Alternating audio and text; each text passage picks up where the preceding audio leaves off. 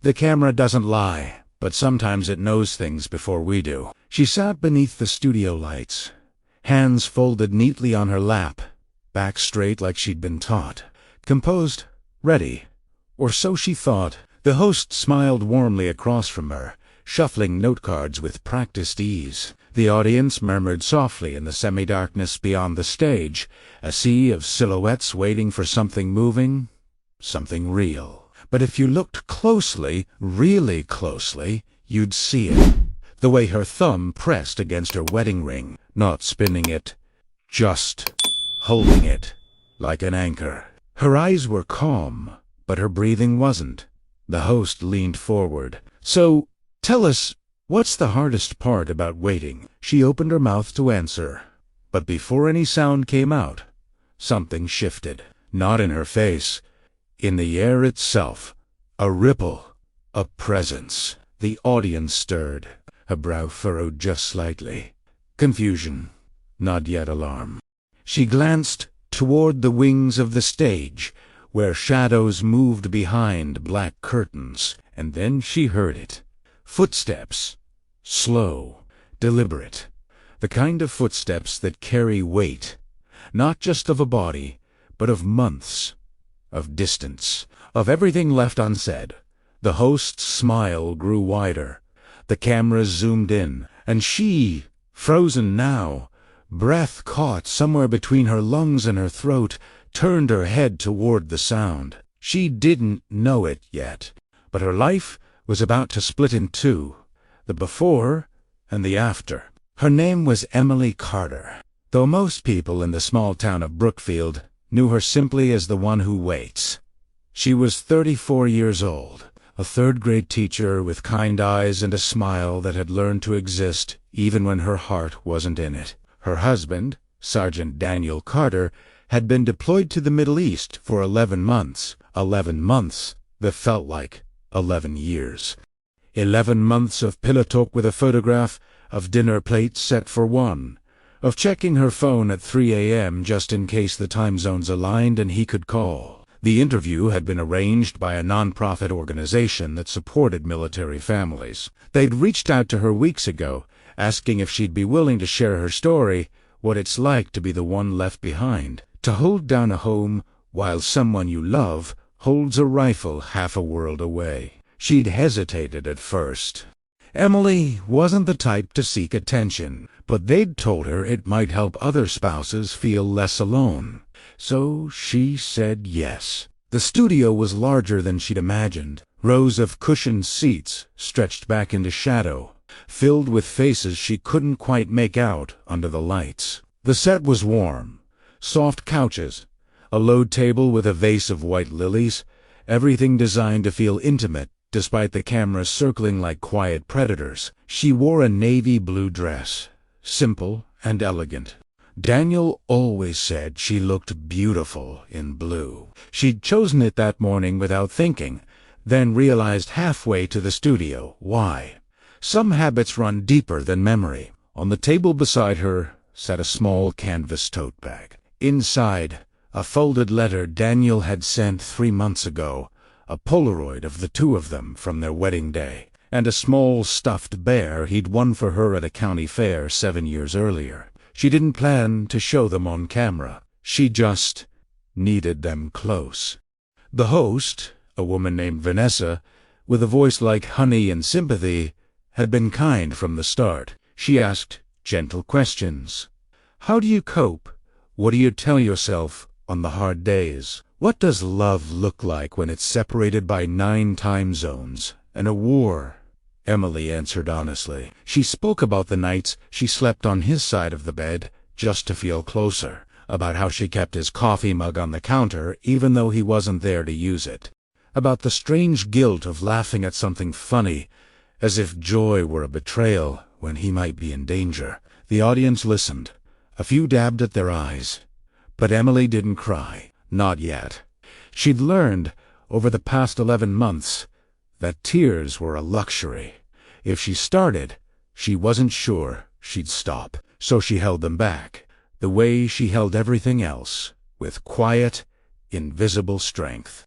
What she didn't know What no one had told her was that this interview had never been just an interview. It was a setup, a beautiful, carefully orchestrated ambush of the heart, and the man responsible was standing less than 20 feet away, hidden behind a curtain, listening to every word she said. Waiting is not passive. It's an endurance sport with no finish line in sight. Emily had learned this the hard way.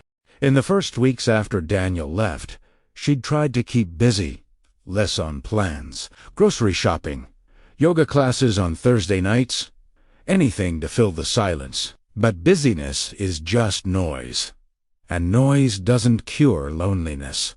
It only postpones it. By month 3, she'd stopped pretending. She started talking to him out loud.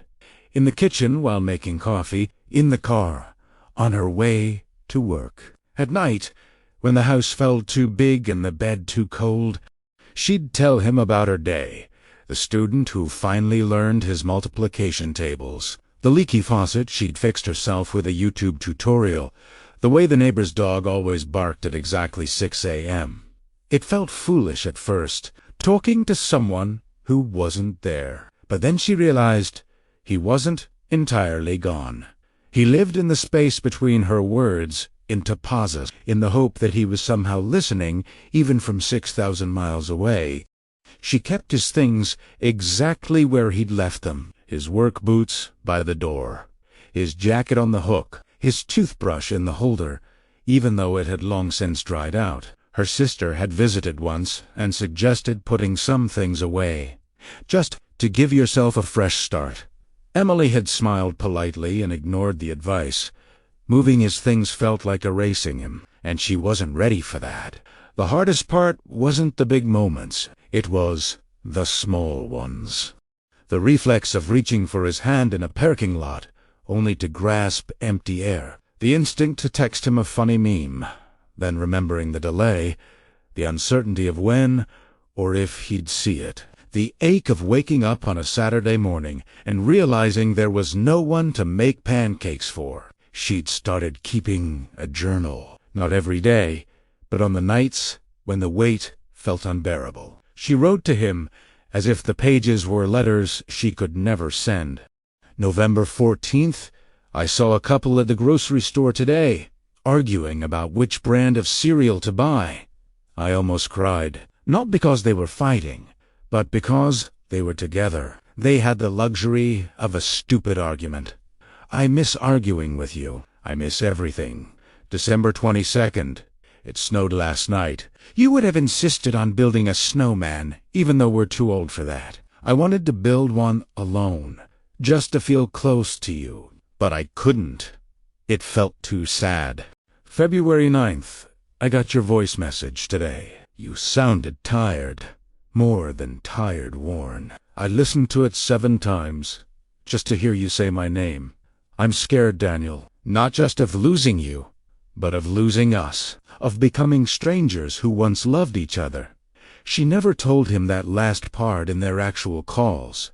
She kept her voice light, encouraging. She asked about the weather, the food, his friends. She laughed when he made jokes. She didn't want to add to his burden, but inside, she was drowning. The nonprofit had reached out at the right time, or maybe the worst time, depending on how you looked at it. They wanted her story for a campaign about resilience, about the unsung heroes who don't wear uniforms, but carry the weight of them every single day.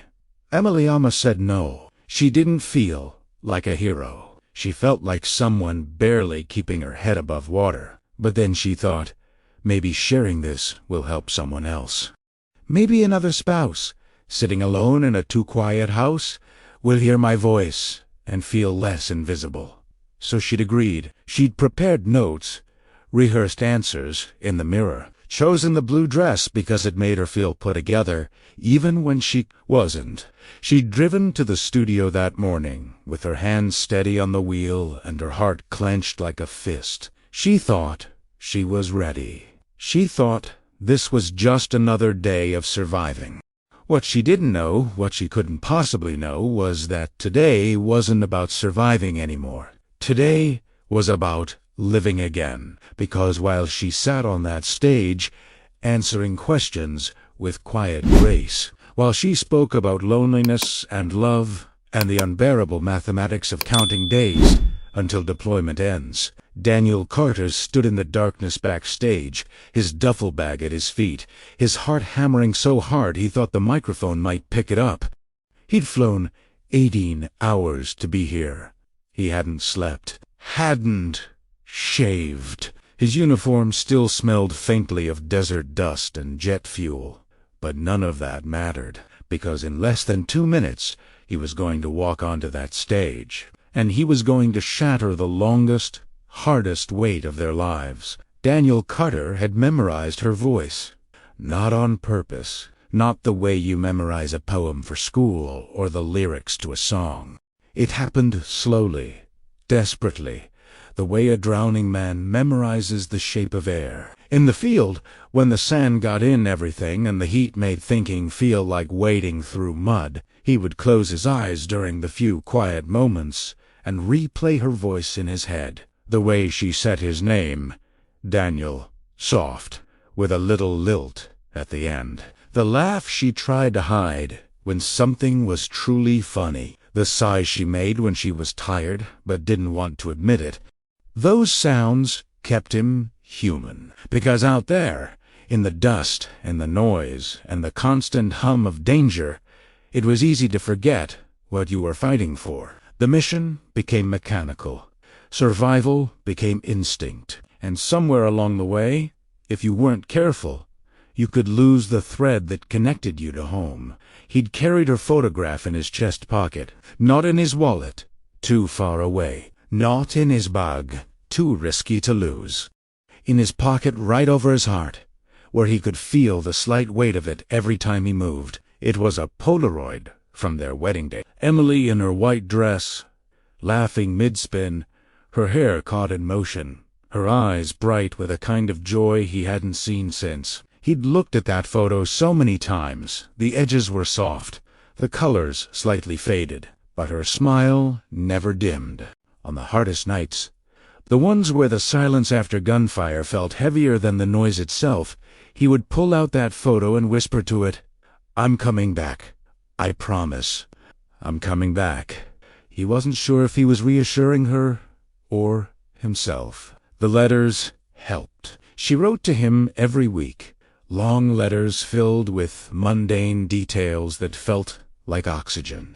She told him about her students, about the garden she'd tried to start and failed, about the movies she watched alone and wished he were there to make fun of with her. She never wrote about how hard it was. Ikno, Eniwa. He could hear it in the spaces between her words, in the way her handwriting got smaller near the end of a page, like she was trying to hold something back.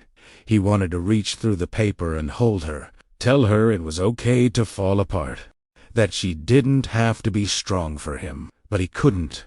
So he wrote back, keeping his own fears locked away. He told her about the sunsets, how they were somehow more vivid in the desert, violent streaks of orange and red that looked like the sky was on fire. He told her about the guys in his unit, the dark humor that kept them sane, the small rituals that made the days bearable. He never told her about the close calls, the explosion that threw him off his feet, the night they lost Martinez, the dreams he had where he came home and she didn't recognize him anymore. Some things you carry alone. But through it all, one thought kept him moving. I will see her again. I will hold her again. This is not how our story ends. 3 weeks ago, he'd gotten a call. Early deployment return. His unit was rotating out ahead of schedule. He'd be home in a month. He could have told her, should have, maybe.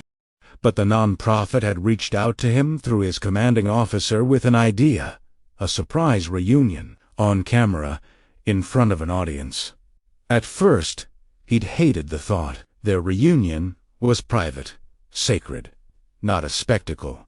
But then they explained.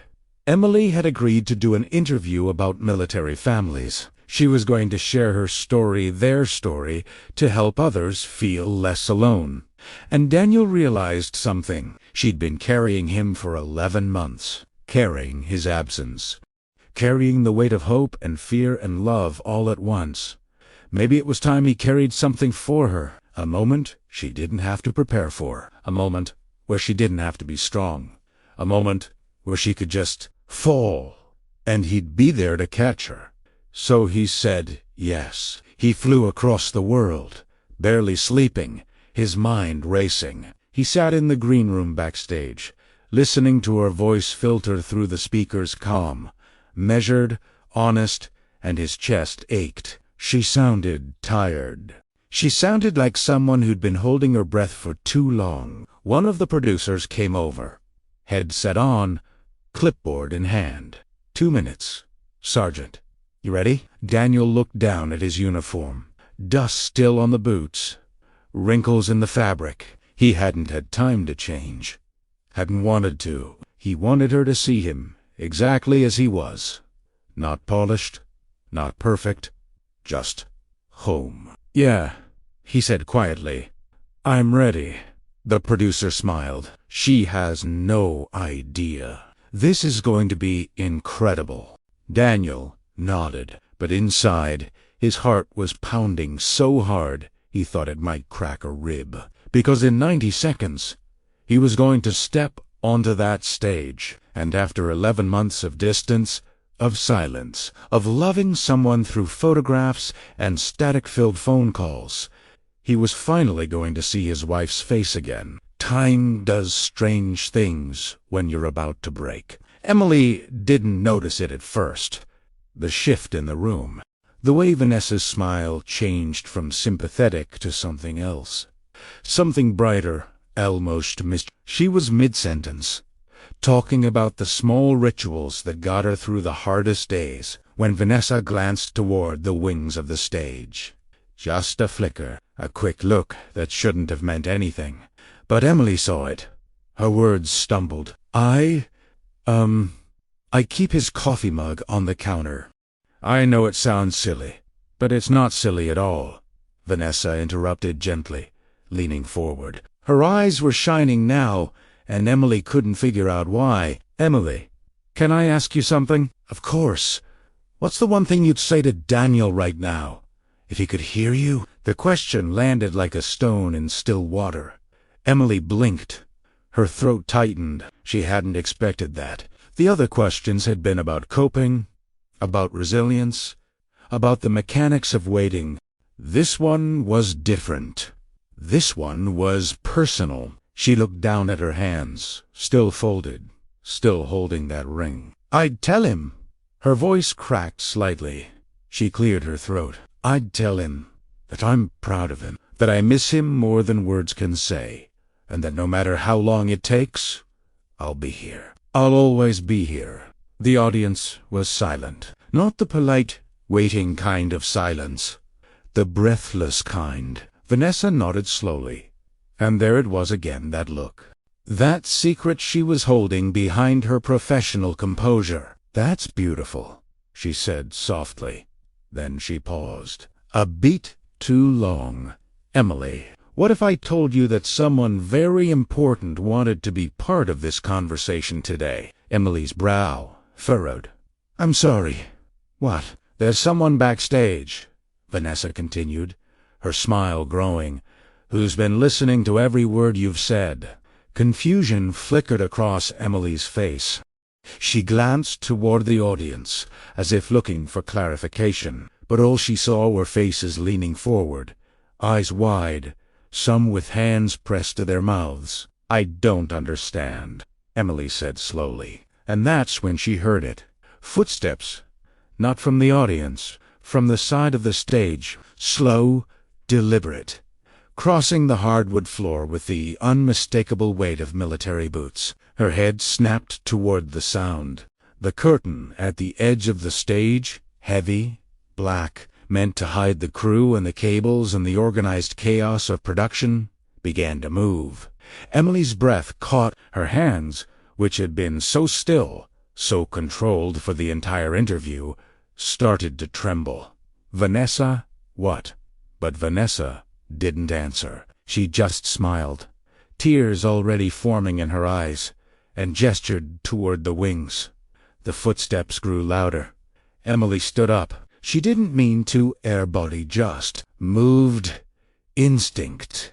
Something deeper than thought. The audience collectively held its breath, and then the curtain parted. A figure stepped into the light. Tall, broad-shouldered, dressed in a sand-colored uniform with a name tape across the chest that she'd traced with her fingers 1,000 times in photographs. Emily's hand flew to her mouth. Her knees buckled slightly, and she grabbed the arm of the couch to steady herself, but she couldn't look away, couldn't blink, couldn't breathe, because standing there, less than 15 feet away, backlit by the stage lights, like something out of a dream she'd been too afraid to have, was her husband. Daniel didn't move at first. He just stood there, hands at his sides, eyes locked on hers. His face was thinner than she remembered. Older, there were lines around his eyes that hadn't been there 11 months ago. His hair was shorter, almost sabed. He looked exhausted. He looked like someone who'd crossed the world to be here. The audience erupted. Applause, gasps, sobs, all of it blending into a wall of noise that didn't matter because Emily couldn't hear any of it. All she could hear was the roar of her own heartbeat, the rush of blood in her ears, the silent scream of disbelief and relief and joy and terror all colliding at once. Her mouth moved, but no sound came out. Daniel took a step forward, then another. His eyes never left hers. They were shining, wet, red-rimmed, barely holding it together. "Hi, he said. His voice? That voice! The one she'd memorized, the one she'd replayed in her head on the nights when loneliness felt like drowning. It was real. He was real. Emily's legs gave out. She didn't fall. Not fully. She caught herself on the edge of the couch, her whole body shaking now, her chest heaving with breaths that couldn't quite complete themselves. "Daniel," she whispered, and it came out broken, barely audible, like she was afraid that saying his name out loud might shatter the illusion. "I'm here," he said, his voice thick, unsteady. "I'm right here." And then he moved, not slowly anymore, not cautiously. He crossed the stage in 3 long strides, and Emily met him halfway, her legs remembering how to move, her body acting on instinct, on 11 months of longing compressed into a single, desperate need to touch him, to make sure he was solid, real, not a ghost or a dream or a cruel trick of a tired mind. The cameras zoomed in. The audience was on their feet now, clapping, crying, calling out things neither of them could hear, because the world had narrowed to this. 2 people, 2 hearts, and the space between them shrinking, collapsing, disappearing. Emily crashed into him, and Daniel caught her. The world stopped.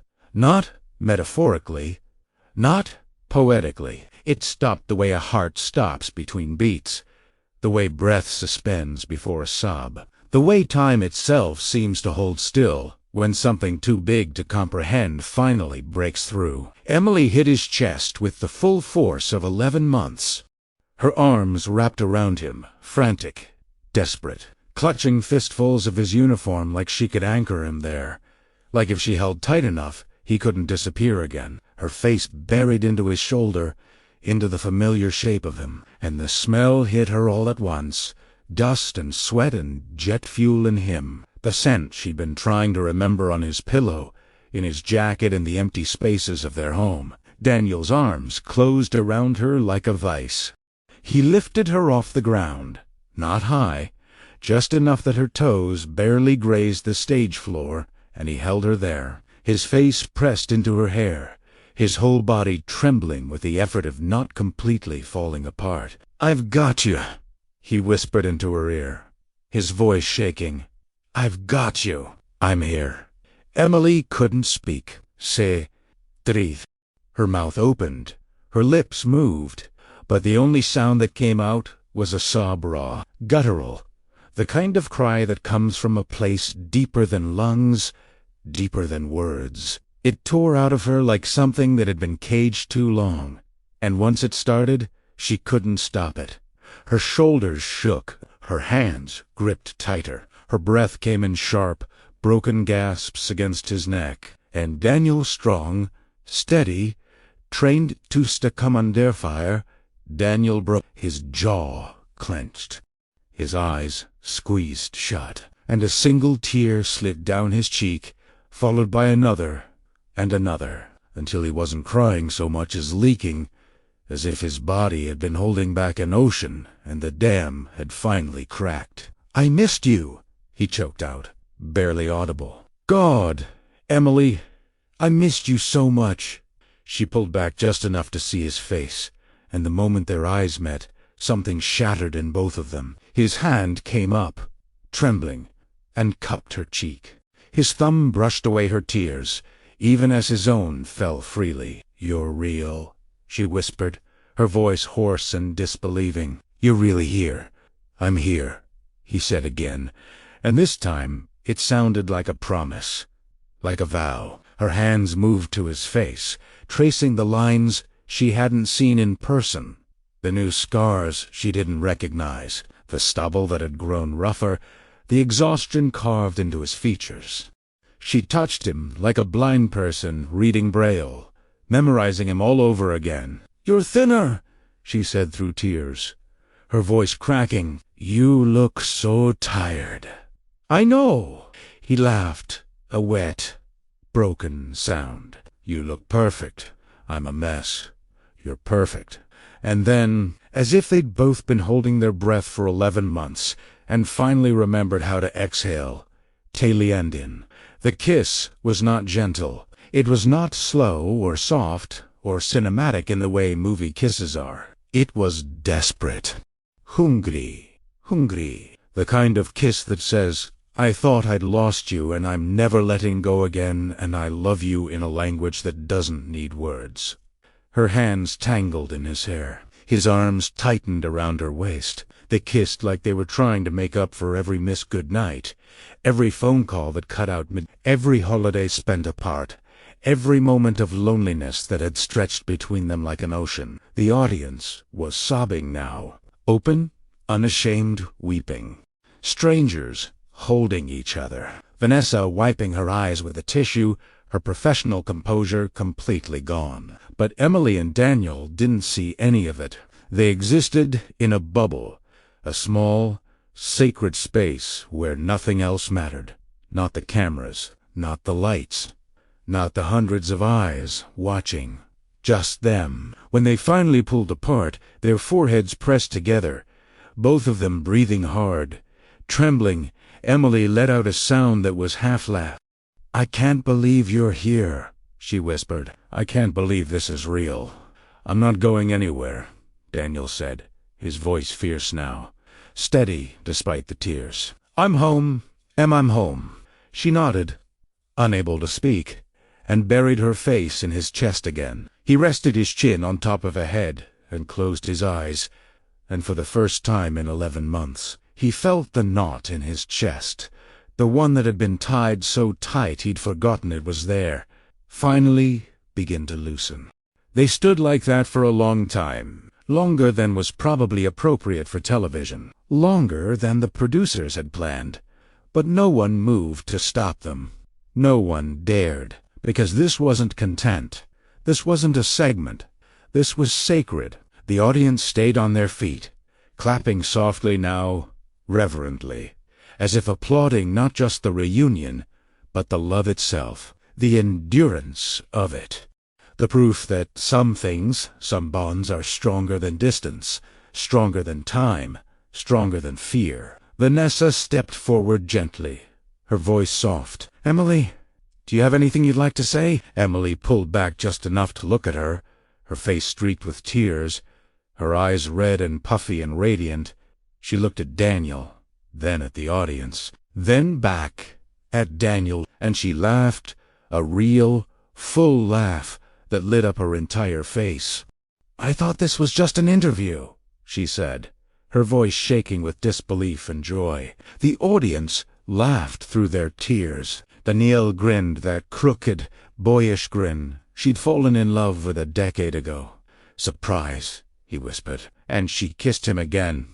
Because some words aren't big enough, some moments don't fit inside language. Some reunions can only be measured in heartbeats, and theirs, finally, impossibly, beautifully, were beating together again.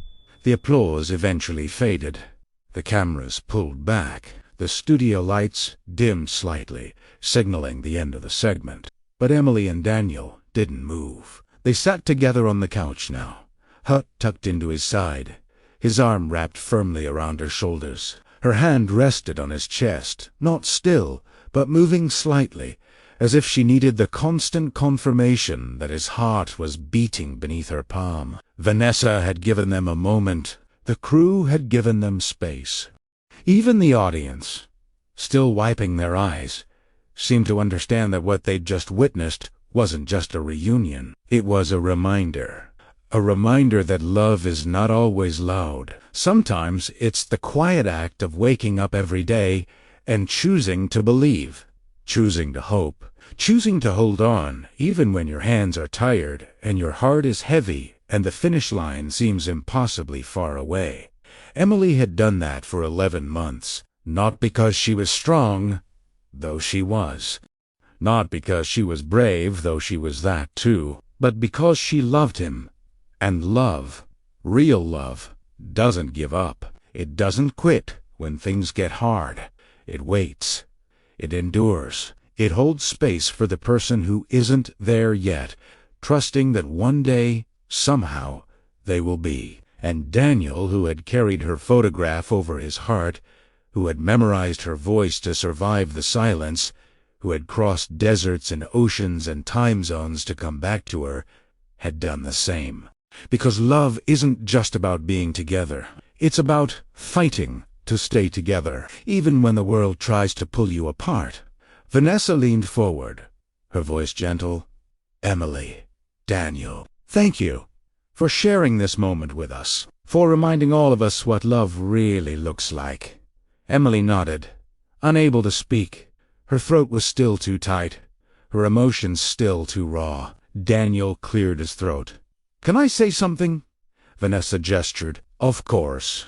He looked out at the audience, at the tear-streaked faces, the strangers who had welcomed him home as if he were their own. "I don't know most of you," he began, his voice steady now, stronger. "But I know that a lot of you understand what this feels like.